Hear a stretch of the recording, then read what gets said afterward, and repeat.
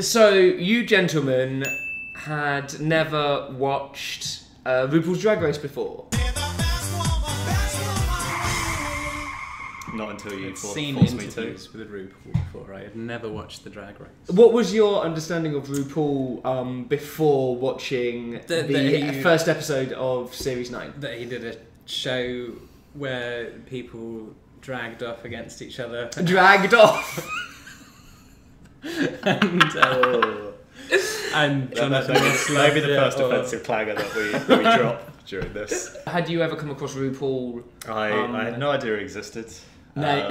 I'm not sure that I'm glad I know he exists now, but you know, that's happened. So RuPaul was kind of like a huge cultural icon in the 90s. So he released a single called CoverGirl that kind of went semi-mainstream and then did a load of like comedy spots on TV.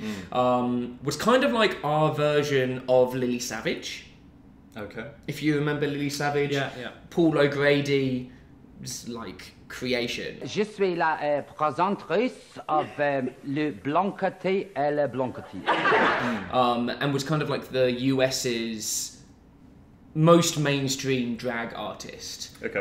From like the 80s and the 90s. That's fucking sad, actually, isn't it? Like, we had drag queens on daytime TV in the 90s. Oh, Dame Edna, Lily Savage. Yeah. Do you not think so? I don't know. I think we don't, but I'm not sure. I have that a horrible there's feeling that like the political climate has swung things a bit conservative at the moment. So this is really interesting because RuPaul apparently took about a 10-year hiatus from having like a public persona during the Bush years. Yeah, because of the fact that the political climate just didn't seem like it was right. And Drag Race first came out. It had season 1 in 2008, the first year of the Obama presidency, and has obviously had a season every year since then, plus 2 All-Stars seasons. You probably should explain roughly what the Drag Race entails, because you described it as a drag-off, but it's... A drag-off? It's kind of a competition to be the best drag queen like performer, Project right? Runway. I want to know what you like. You guys are the subjects here. I want to know what you interpreted it as, especially from the first episode. I basically thought it was Project Runway, but with drag queens, essentially, because they go away and make like a specific outfit or act or... Yeah, it's similar to America's Next Top Model, but for drag queens. Yeah, So- it is literally meant to be a splicing of those two reality series for drag queens specifically. What did you think of it? Jimmy specifically. I spent the first 20 minutes of the show just sort of frowning at it and just being genuinely kind of confused by what was going on. What was confusing about it? I didn't understand why These men's dressed as women's. Why you subjected me to it. John, what do you think? What did I think? Was it problematic? Yeah, I did find it problematic, and I didn't expect myself to find it problematic. Like, there's a whole line of sort of backlash against trans culture, which I don't necessarily agree with, but I'm kind of mindful of that. Do you mean within trans culture against drag? It was basically feminism against trans culture. Mm-hmm. And it kind of seemed to have some sort of cross-pollination with me when I was watching this, where like certain feminists bemoan transgender people stereotyping femininity. But one of the things that feminists do talk about, which some feminists talk about, which does, mess with my mind a bit, is the idea that people who transition or people who are transvestites have sort of like a stereotyped understanding or of what it is to be a woman. Yeah, so and drag queens are very specific much, because it's a performance art. It's very much, in many cases, trying to exaggerate certain aspects of femininity. Yeah, exactly. So they will have like a really large breastplate. They wear really large hips. You'll see it, like Nina Bonina Brown. Exactly. Wears that. So it's interesting that you said that you found it somewhat problematic, because it's something that actually gets a huge amount of pushback within the queer and people of colour communities as well, because it's seen as appropriating an awful lot of African American vernacular culture of people like stealing from like the ballroom scene in the 80s, which was basically majority. It was people of color generally who took part in these drag pageants that were all underground, and then the movie Paris is Burning does a really brilliant job of documenting this world. But that is where an awful lot of like the like day-to-day vernacular usage that is used in drag culture comes from that kind of like ballroom scene. And now lots of people, especially white cis men like myself, are seen as kind of appropriating those words and turn of phrases without really understanding the history that goes behind it. Well, even things like they kept calling each other bitches, and I was like, a part of me in my head went, I don't know whether this is necessarily appropriate, because there are a lot of women. Why would it not be appropriate? Because there are a lot of women who still aren't. The jury to some women is still out on whether you should call each other bitches. It's seen as like a sort of reclamation in the same way that queer is a reclamation of like an offensive word. But if everyone in that particular context is okay with it, you know. That's the thing. I can't really comment because I'm not in that world. As an outside observer who's mindful of all these different things, though, I watched it and it set off all these different things of like, kind of, is that okay or is that appropriate? Not in like a censorship way, in quite a literal sort of like, in terms of things like cultural appropriation and being respectful and not stereotyping, all that kind of stuff. It you know, it set off a load of different thoughts in my mind, I suppose. So interestingly, this season sees the first openly trans contestant. Right, okay. Which you wouldn't have been aware of by just watching the first episode. Peppermint, who is that one there? Yes. If you remember her. Yeah. So she is already out as a trans woman, and then comes out to the rest of the cast in episode 5 of the season. Yeah. So can you clarify, she was born biologically male, but she's transitioned to being... So she's now, she identifies as a woman. Okay. In terms of where she is on her transition, or whether she wants to transition, or any of those kind of things, I don't really know. Yeah. But she is a trans woman who partakes in drag. And there have been a number of contestants who have also started off as like drag queens, and then come to the realisation that they are trans women. I think there's like 4 or 5. Right, okay. And that kind of like Venn diagrammed the overlap of cis people who do drag as a form of performance, and those who do it as a form of gender expression, and then those who do it as a form of like gender fucking, is really quite interesting. And what do you mean by gender fucking? Dressing yourself up. Can we, what do you think it means? Yeah, what do you think gender fucking means? I've literally no idea what it means. Just having sex with concepts. No, the gender fucking is when somebody does like performance drag, but will deliberately make themselves look disgusting, will be androgynous, will make it deliberately ambiguous as to what the gender references are. So kind of like gender bending? Use. Yeah, similar to gender bending. So many terms. It's difficult to keep up. In many ways, this is actually a really good first episode for you guys to watch, because it has Lady Gaga in it, and she's by far like the most prominent like superstar who's been a guest judge on the series. I didn't really get what her relevance was to the drag community, but everybody seemed to be really like... Yeah, everyone seemed to be on board with it, but she's a woman who just dresses ostentatiously. So I believe that she would argue that that is drag. Right, but drag... I actually Googled the definition because I was confused on this issue, and drag is dressing as the opposite sex. So... I know an awful lot of people who see it as just like performance through fashion and like so she fits in the broader sense of yeah. Like quite literally, I believe it comes from Dressed as Girl, which was a Shakespearean thing. Like that's what they used to use back then.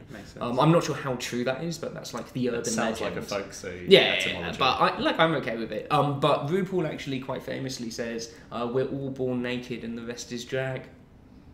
Isn't that so true? Deep. No. I'm gonna. So part of this show is like seeing the looks that they put together and their makeup ability and their ability to like be fashionable. What was your broad opinion on their looks? I mean, you wouldn't walk down the street in any of those looks, would you? I don't. Might not.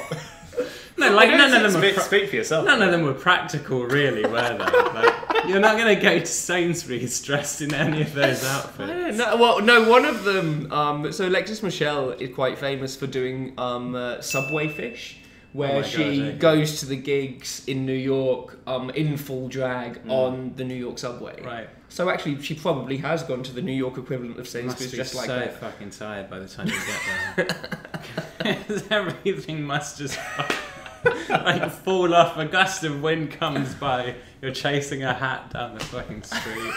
Could you at least appreciate? Yeah, how... there's a craft to it. Yeah. I mean that much is obvious, but did any of the looks? Which was your favourite? I didn't know it. Of the whole episode, which one did you like the best? I think if you hooked me up to a machine like that just registered emotions, it would have just been flat the whole fucking way.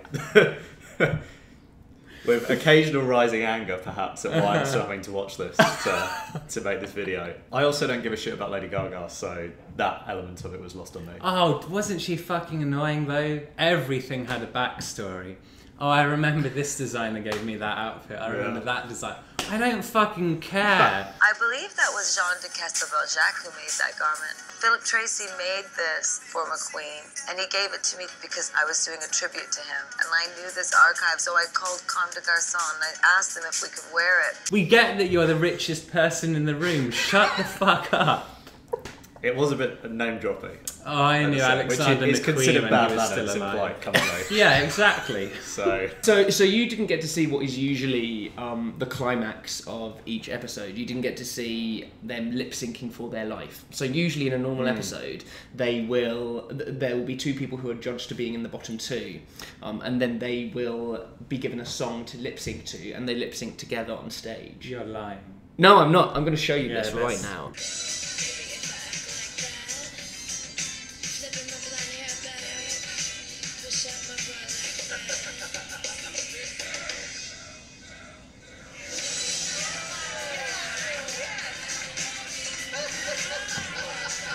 My penis just retracted back into my body. Alright. That was the thing. But don't you think that is the best way of being of deciding who wins something ever created ever? Guys? Okay.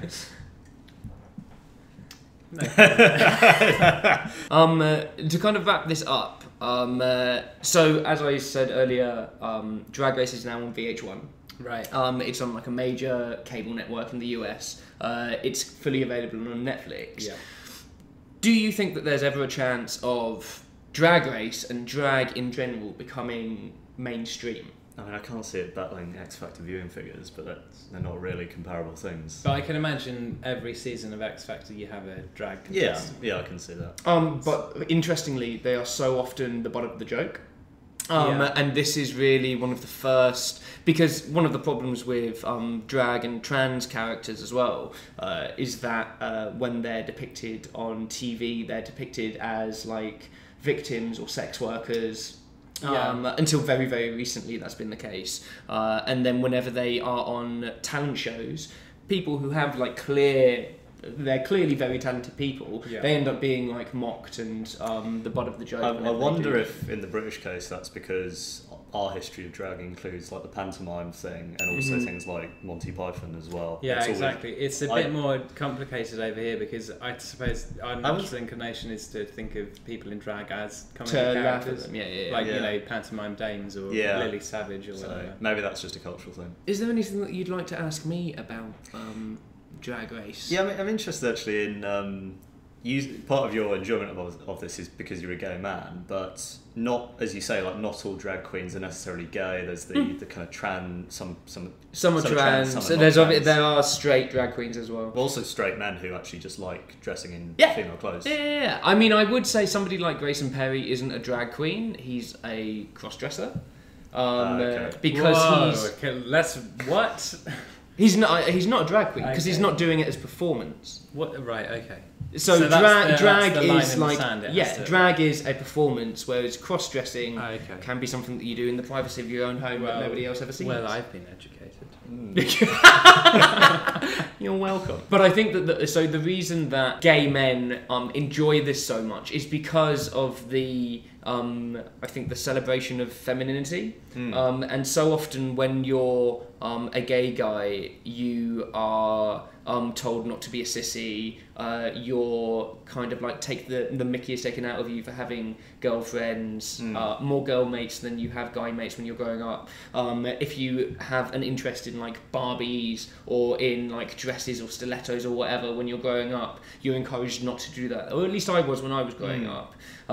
And drag queens just so totally embrace all of that, which we were encouraged to be ashamed of when we were younger. So it's a kind of vicarious thing for you.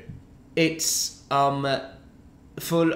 me anyway, it's two massive middle fingers up to all of the insecurities that I had when I was younger, and that's why I really appreciate like the art form that these girls do, that they perform, because it's them completely subverting what is expected of them as like performers, as cis men, those who are cis men. Do you not think that over time though, that kind of being gay and being effeminate have kind of decoupled from one another as a stereotype? Oh no. Well, like even in the straight community, you still have like dating profiles that will say no femmes, no fats, no Asians.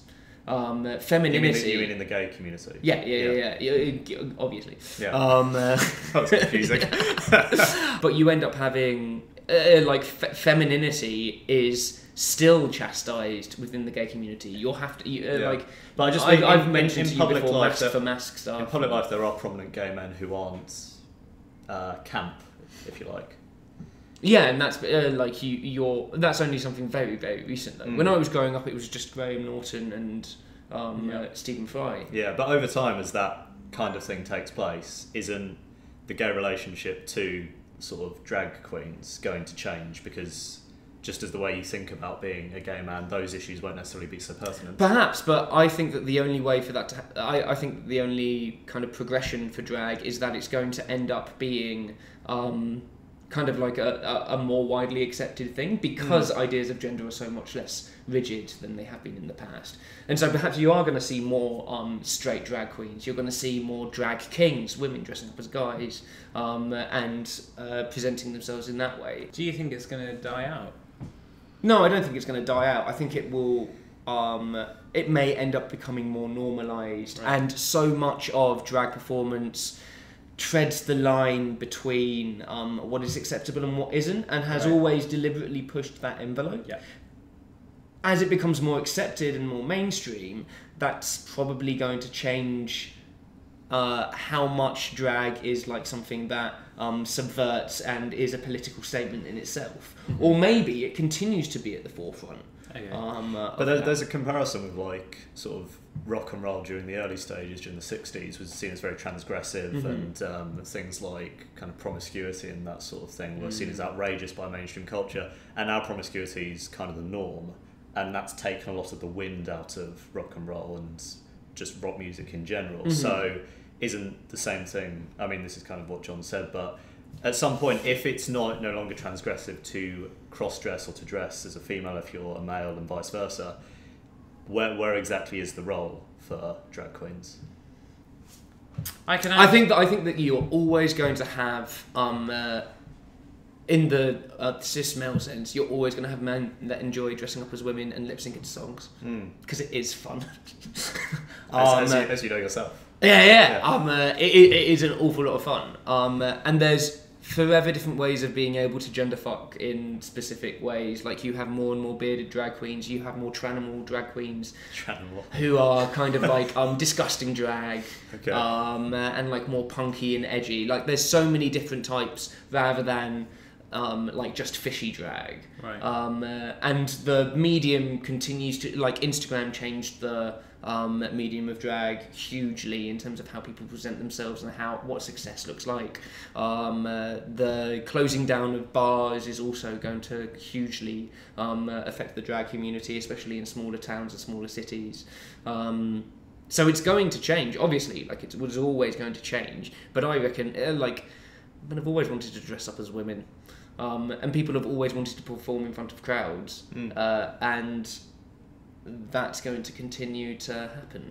I can just imagine that somewhere in America they are showing clips of this to people, being like, this is what them gay people do. This is the future that liberals want. This is what the liberals want. They want men to dress like women's. And to answer that, yes. Thank you so much for watching. Hello, future editing Jazza here. If you like this kind of content, this is actually part of a series of other longer videos that I've been doing with my mates John and Jimmy. I'm gonna put a video here at some point that takes you to the one that we did about Batman vs Superman, which was an awful lot of fun to record as well. If you enjoy these types of videos, then let me know in the comments below. It's really important because I need to be validated by you confirming your human existence to me on the internet. And if you've got some spare dollar and you're willing to support the kind of stuff that I do on here, queer, political, cerebral stuff, then think about supporting me on Patreon, link in the description and also in the little exclamation mark thing. You can subscribe to my face here on the subscribe orb, and here's the video I mentioned to you earlier. Love you lots. Uluru.